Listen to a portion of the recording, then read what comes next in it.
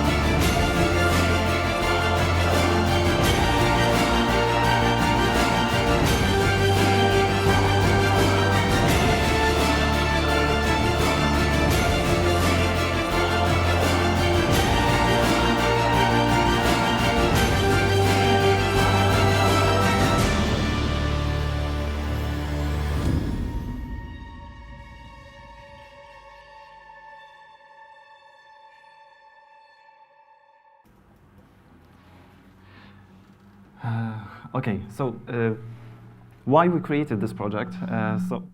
The main reason why we created that it was to put ourselves into the shoes of developers and to see what kind of problems developers struggle in everyday job, and to see how we can help developers to achieve better performance, better quality of graphics.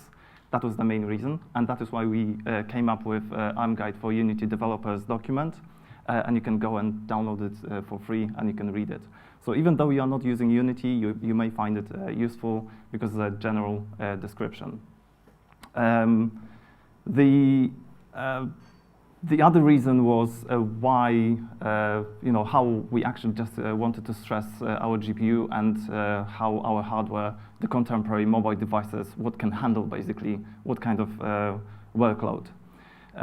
So there were those two main reasons why we created this project. I apologize for this one because just, that should be the next slide.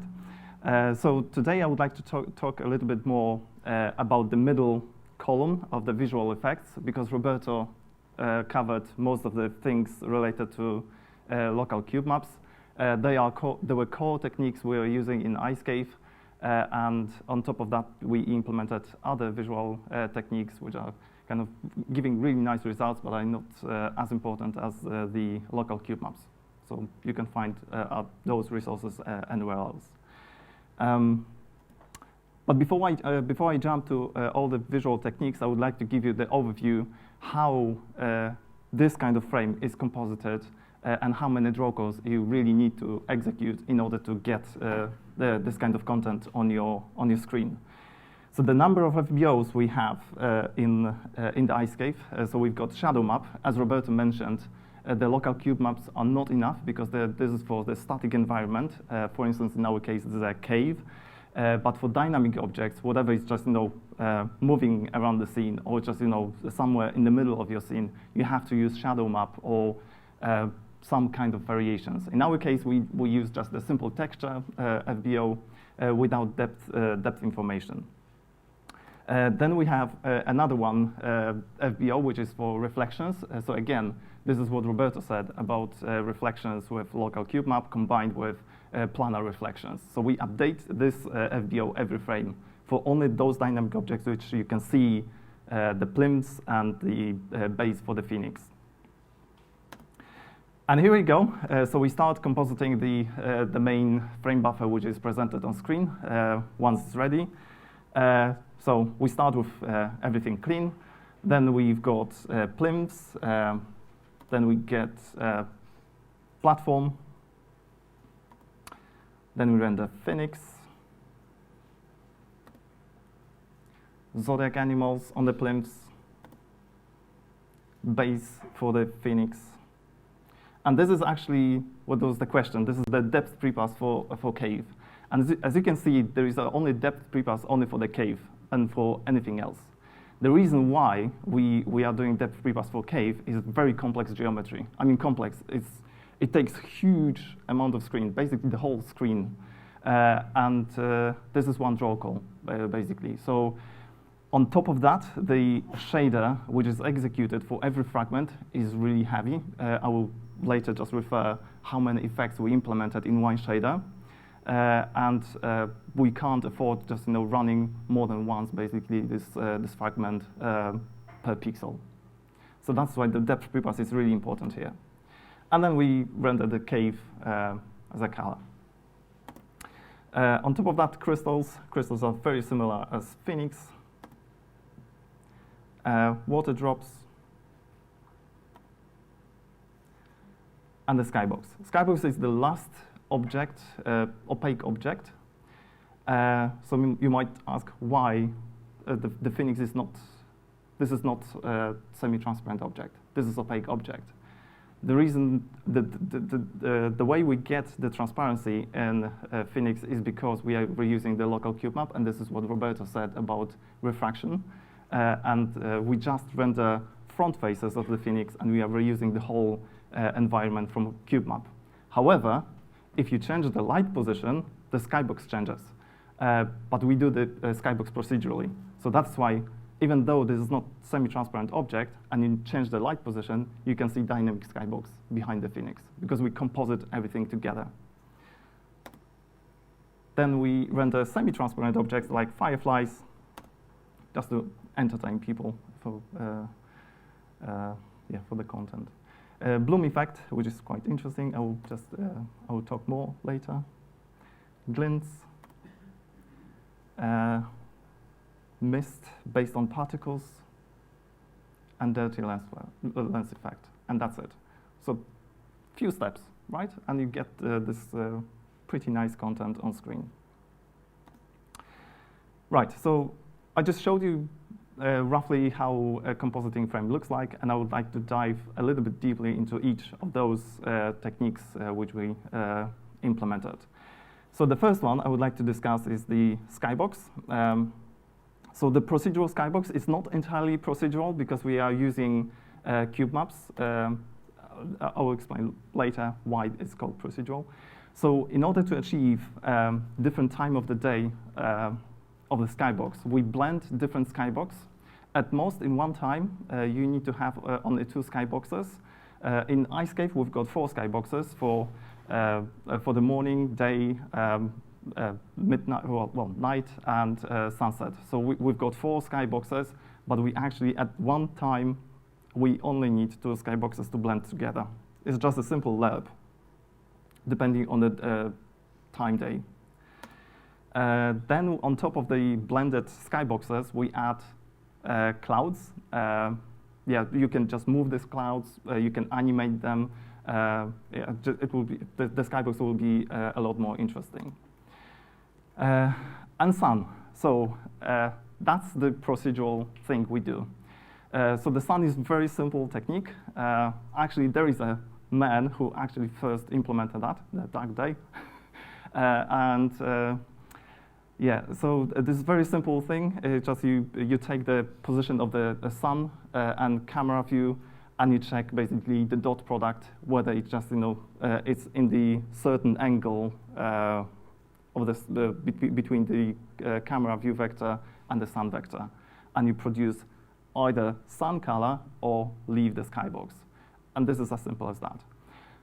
On top of that, you can have, because while we are merging together the skybox and cube maps together, we also store information about alpha channel, for instance, alpha from clouds. And that information we reused to expand or shrink the size of sun. And that's why you can see uneven sun going behind the cloud or behind the mountain. Very simple. And thanks to this, because we are calculating this skybox in every pixel, so wherever we produce a fragment on screen, this skybox is calculated per fragment. So we are not rendering the skybox up front. We are just reusing, for instance, for Phoenix, for every single fragment, we calculate the skybox. Cave. So I already mentioned about the depth prepass. I think I explained already why we are doing this depth prepass. The shader is very complex, so I would like to spend a little bit more here and explain why. So you need to think why you would like to go, for instance, for post-processing effects and more complex effects and render many times. Told before we started this project that we have to put as many visual effects as possible into one shader. So we thought, okay, let's implement everything there, like projective texture, shadow map, shadows based on local cube maps, what Roberto presented. Procedural mist, like basically the mist you can see in the cave is not a separate draw call. It's nothing like that. It's just no volumetric rendering, nothing like that. Just whenever we produce pixel on the screen, we calculate the fog. So whenever you move this light position, the shadow actually affects the mist, and you can see the volume of the mist, even though this is not volume. It's very simple. It's based on the distance and height, and you actually just saturate with given color. So the other, like icy effect and reflections, plus the skybox and global illumination. So all those effects are combined into one shader. However, you need to be very careful. I will talk later about optimization wrap-up, and we'll refer to the cache sizes. You need to be careful how long is a shader, because you might thrash the cache size of the instructions, and you may end up just having better performance basically by splitting the different draw calls rather than having everything in one. So that depends on your platform. So in our case, we're pretty lucky. We matched to the size of the cache. So I think our shader is about between 50 or 60 cycles. I can't remember at the moment precise figure. What is really interesting to mention here, we also saved quite a lot of performance just by simply converting normal maps to world space. So from tangent space to world space. So we removed multiplication, matrix multiplication from fragment shader, and we just fetched the normal vector from texture. And that saved us 6% performance, which is great. Very simple, and actually artists did it. Phoenix is pretty much the same as Cave, so all those effects are kind of inherited. However, Roberto, I think, explained how we did refraction on those objects, and all I can say here is just we just added the frosty effect on top of the Phoenix, which is the roughness map, and depends on the roughness value. We fetch a different mipmap level from environment and the skybox. So because we are doing the procedural skybox, we can allow ourselves just, to fetch a different mipmaps from both of them. It's very simple, and by doing the frosty effect, actually you save performance. Platform is also very similar to Cave. It's actually the same shader. The only thing which is added on top of the cave shader is the planar reflections.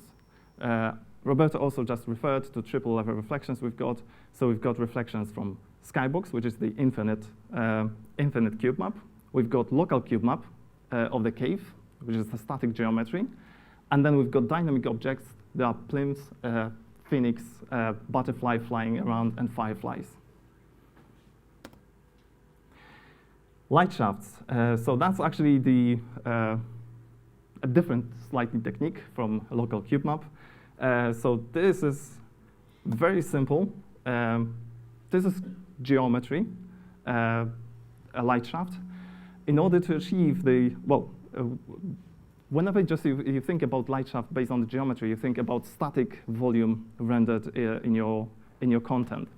But actually, it's not difficult to achieve dynamic volume. So depending on your light position, you can rotate the whole volume. But you can't rotate it just simply like rotating geometry like that. Instead, you have to skew geometry. And that's, you achieve really nice results. And depending on the angle, so if you just achieve certain level of angle, you have to completely fade out the light shaft.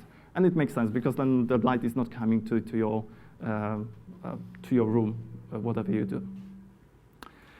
There are a few things you need to just remember. So you need to fade in and fade out the volume properly. So on sides, you have to just define angle. Otherwise, you will get cut edges, sharp edges on the edges of the volume. So we exposed one parameter like alpha. An artist just pick up or select or tune this parameter to make it working properly. In our case, this is cylinder, but you can actually just ask artists to define any kind of geometry. And in our case, we ask artists to define cylinder. But it can be actually any kind of geometry. The other thing, which is worth mentioning here, we animate the texture coordinates of the texture. So we've got 2D texture, and we slide the texture from the top to bottom constantly, just running like that. But the problem is you have to mask the top and the bottom of the light shaft properly. But for this one, just you can use really small texture like alpha texture just to mask where it starts, when it ends, and you don't have any problems with sharp edges. And that's it, to be honest. The other simple technique is the bloom. So you may be aware of doing the bloom with post-processing. However, the post-processing is just really complicated because you have to do blur, and the kernel must be really big size just to achieve really nice results. But instead, we didn't go for post-processing. We decided just to use very simple technique, just map a simple polygon, map texture on it, and depending on the light alignment and your camera alignment, fade in and fade out, or saturate the intensity of the panel. That gives quite really nice results in terms of smoothness, so you don't have any jumping pixels on your screen, anything like that. More than that, you can just define shape of the bloom, which you can't with the post-processing. Well, you can, but actually that would be really, really heavy. And on top of that, you can color. The next slide just will show with different sun position and different colors of the bloom. The problem with this technique is that sometimes you have some objects in front of the sprite, and the sprite is rendered without depth testing, because on the edges, so say if you've got object, you want to have some kind of bloom overlapping the edges of the object, right? So you need to very cleverly fade in and fade out the bloom, the sprite, and we did it by defining the map. So you can see at the bottom there is a map where we fade in and fade out a given bloom. So this map is assigned actually for the entrance, but there is another map assigned for the top hole in the cave. And also, just we defined 3 levels of this map, because on different height, you've got a different visibility of the bloom. So that's really perfect use for 3D texture, to be honest, but we didn't have to use it. So this is the example where you get really nice saturation when there is a sunset. So you've got yellowish color, and daylight, which is the white color or bluish color, however you like it. Right, and to be honest, I'm really a little bit ashamed just talking about this one, because it's a very simple full screen dirty lens. Is again very simple approach as with the light shaft, with the bloom. We kind of increase the intensity and decrease the intensity depending on light alignment and camera view vector. Many people don't like it.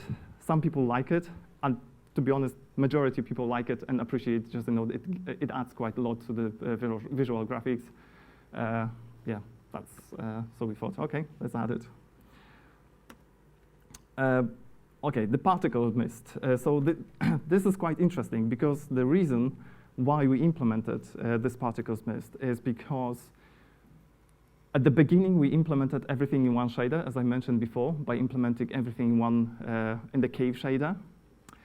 But we completely ran out of the space and capabilities of platform, because the algorithm which was implemented for doing the non-uniform fog, it was really, really heavy, and we had to compromise. So we went for solid uniform fog, and we did the non-uniform fog based on particles, and that was really nice combination. And eventually, just happened even better looking. So the way we do it, we define a few particles, I would say shapes, planes in your scene, with different orientation, and they are all animated very slowly upwards and changing rotation. The only thing you need to remember by doing this, just based on the viewing angle of the camera versus particle, you have to fade in and fade out individual geometry, and you will avoid this hard edges of the geometry.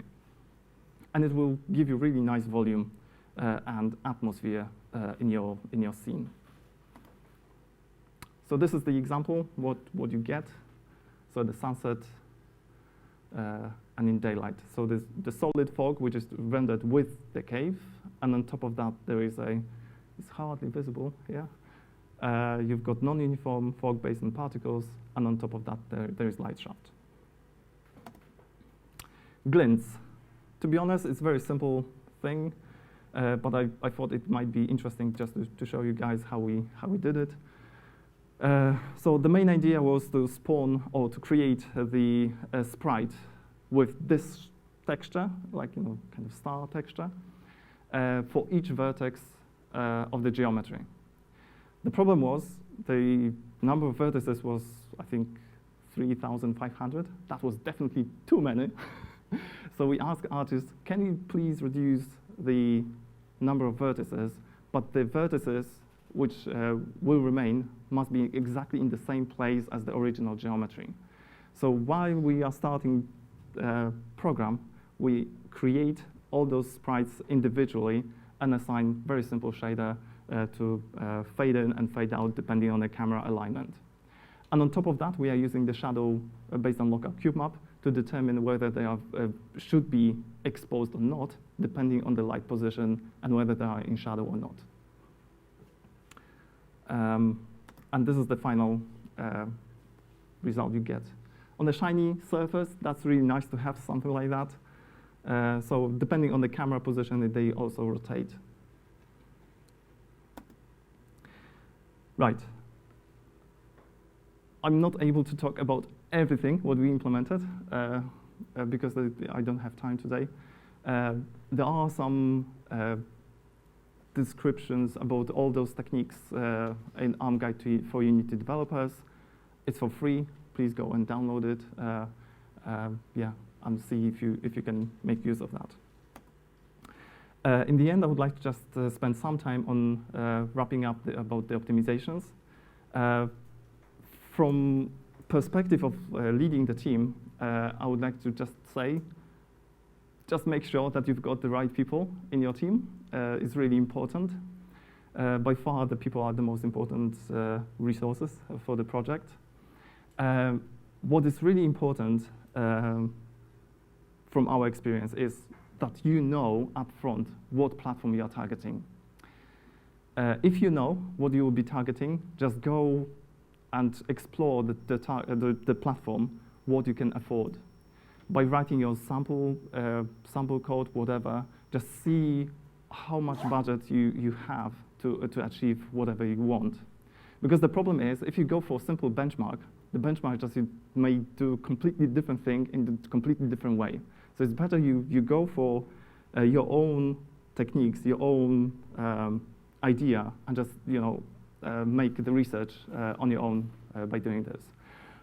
So from our point of view, if I just go and started the project again, I would check also how many physical registers are available on a given platform, what size of textures, and yeah, this kind of stuff. What kind of texture compression it supports, and so on and so on. Because as it happened, the physical registers are really important because they may cause the bandwidth traffic.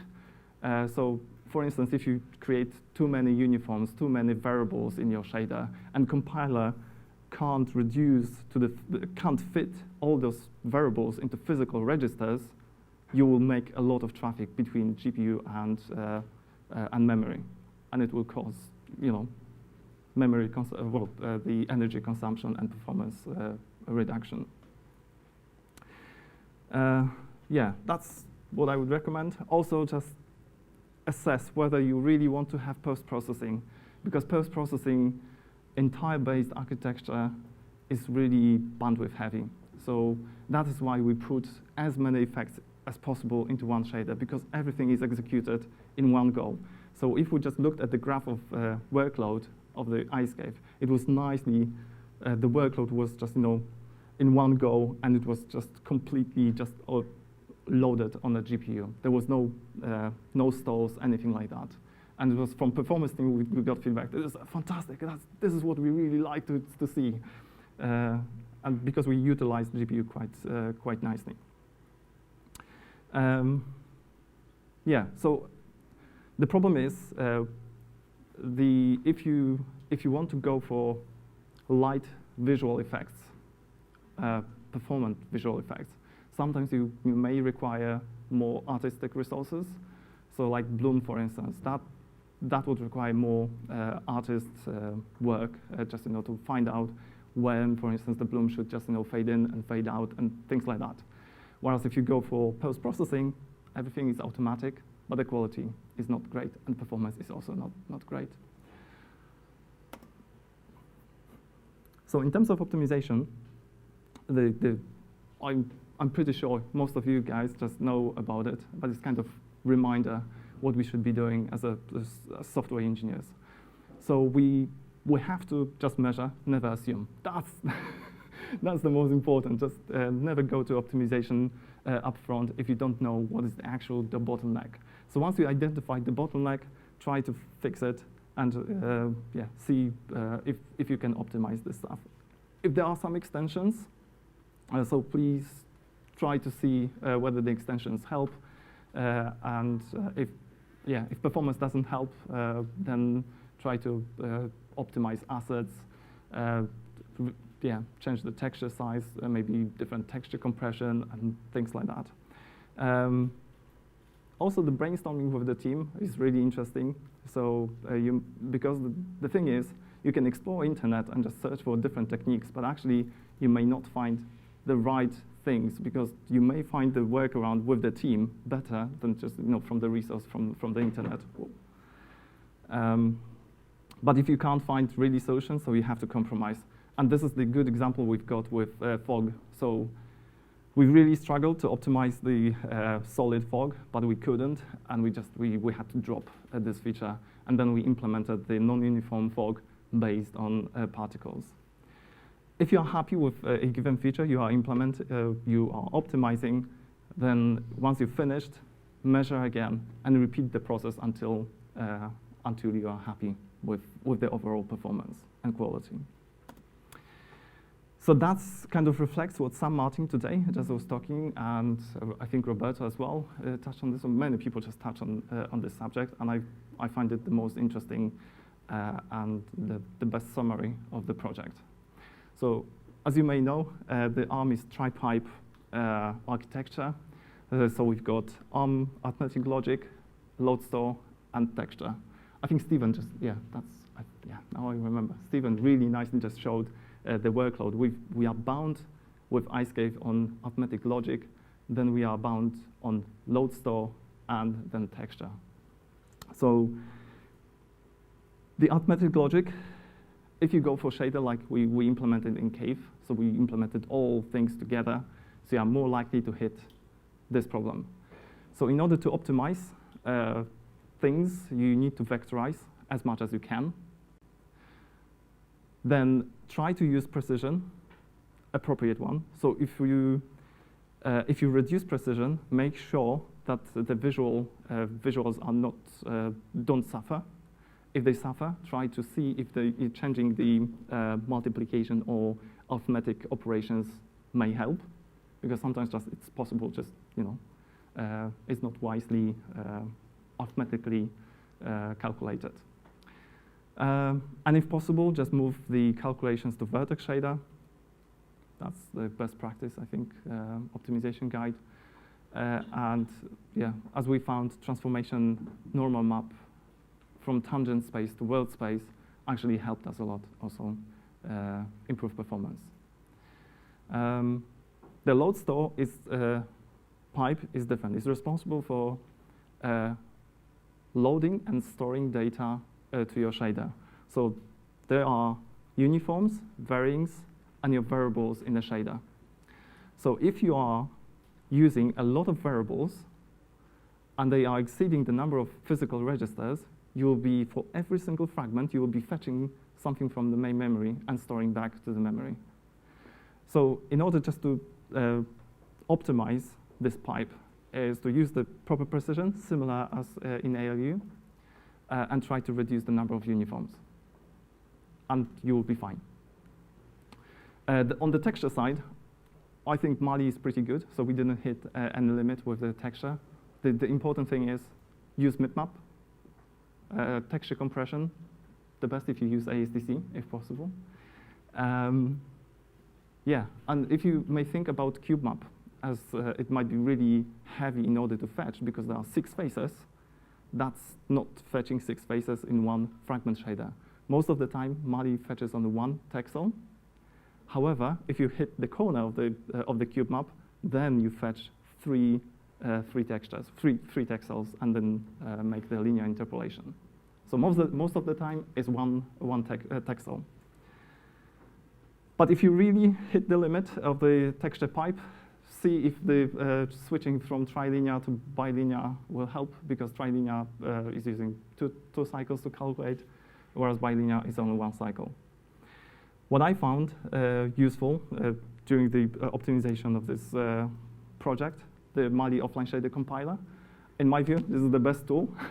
So whenever you've got your shader, you can compile and see the workload on each of the pipe, how many cycles you are using, and whenever you change your shader, you can see how cycles basically change and whether you decrease performance or increase performance.